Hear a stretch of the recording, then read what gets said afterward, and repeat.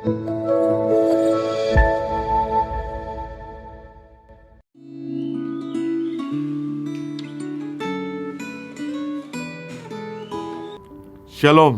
bersyukur kepada Tuhan untuk segala anugerah dan kebaikan Tuhan kepada saudara dan saya.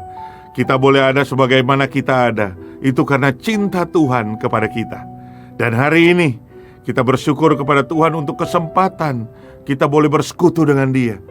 Sebelum kita merenungkan kebenaran firman Tuhan yang diambil dari renungan Gema yang diterbitkan oleh Sinode GKY, terlebih dahulu kita berdoa. Tuhan Yesus, kasihanilah kami supaya firman Tuhan yang kami renungkan boleh menjadi firman Tuhan yang memimpin kami untuk hidup lebih baik, lebih benar, lebih berkenan kepadamu. Di dalam nama Tuhan Yesus kami berdoa. Amin. Hari ini kita akan melihat dari Kisah Para Rasul 25 ayat 1-3 yang berbunyi demikian. 3 hari sesudah tiba di provinsi itu, berangkatlah Festus dari Kaisarea ke Yerusalem. Di situ imam-imam kepala dan orang-orang Yahudi yang terkemuka datang menghadap dia dan menyampaikan dakwaan terhadap Paulus. Kepadanya mereka meminta suatu anugerah yang merugikan Paulus, yaitu untuk menyuruh Paulus datang ke Yerusalem, sebab mereka hendak membuat rencana untuk membunuh dia di tengah jalan. Sampai di sana pembacaan firman Tuhan. Tema kita adalah rencana Allah tidak akan gagal. Nah, sebelum Paulus itu ditangkap, dia pernah mengungkapkan bahwa dia punya keinginan atau rencana untuk berkunjung ke Roma. Itu dalam Kisah Para Rasul 19 ayat 21. Nah, sehari sesudah Paulus itu ditangkap oleh pasukan Romawi, Tuhan datang berdiri di sisinya dan berkata kepadanya, "Kuatkanlah hatimu, sebab sebagaimana engkau dengan berani telah bersaksi tentang aku di Yerusalem, demikian jugalah hendaknya engkau pergi bersaksi di Roma." Dalam Kisah Para Rasul 23 ayat 11. Nah, hal itu menunjukkan bahwa Tuhan berkenan terhadap keinginan Paulus untuk pergi ke Roma. Sebaliknya, iblis selalu menentang rencana Allah, yang dalam bagian ini ditunjukkan dengan kebencian orang-orang Yahudi terhadap orang-orang Kristen, dan iblis berusaha menggagalkan rencana Allah melalui usaha untuk membunuh Rasul Paulus. Nah, orang-orang Yahudi ini berusaha merancangkan sesuatu untuk membunuh Paulus. Itu dimulai juga pada zaman Felix, dan pada saat itu gagal. Dan mereka meneruskan lagi membuat rencana lagi pada zaman Festus. Namun rencana mereka semuanya itu gagal, karena iblis tidak pernah bisa menggagalkan rencana Allah.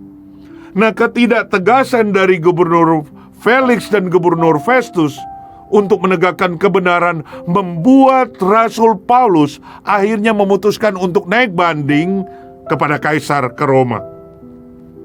Memang dari kacamata manusia, kalau kita melihat, kok Paulus itu sering mengalami pergumulan, kesulitan, dia terdesak, terancam. Sepertinya kok Paulus ini terpaksa akhirnya memutuskan untuk banding kepada Kaisar Romawi. Akan tetapi dari sudut pandang iman,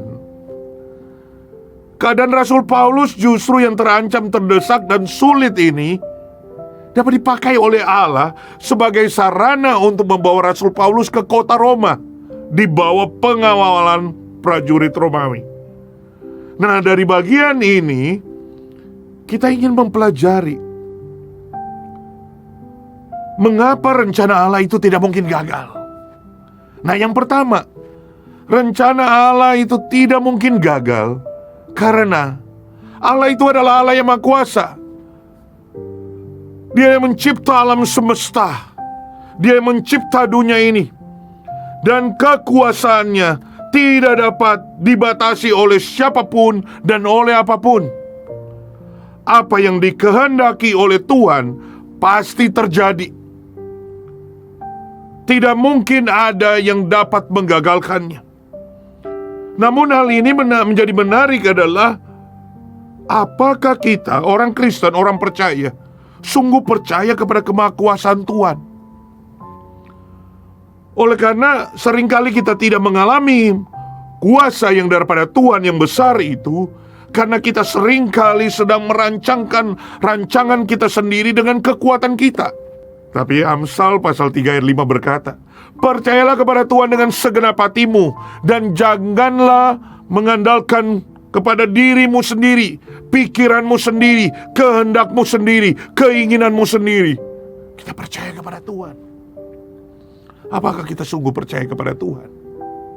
Apakah kita sungguh mempercayakan diri kita kepada Tuhan? Yang kedua, rencana Allah tidak mungkin gagal karena Allah dapat mengubah sesuatu yang dalam kacamata manusia tidak baik itu menjadi sesuatu yang baik.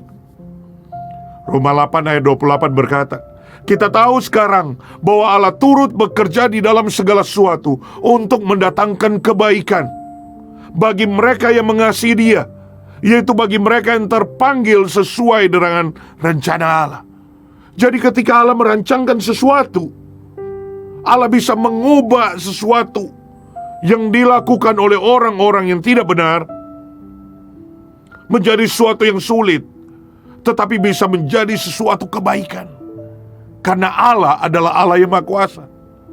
Dan yang ketiga, rencana Allah tidak mungkin gagal karena Allah dapat memakai orang-orang lain, bahkan orang-orang yang menentang rencana Allah, untuk justru menjadi bagian penggenapan daripada rencana Allah itu.